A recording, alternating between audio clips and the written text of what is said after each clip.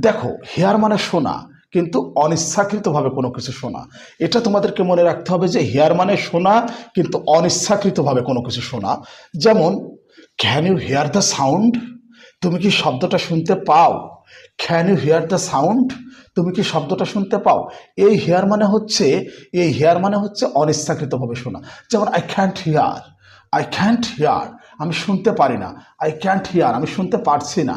I can't here, আমার মনে হয় বুঝতে পারছো। এই হিয়ার মানে অনিচ্ছাকৃতভাবে কোনো কিছু শোনা। চলো এবার লিসেন।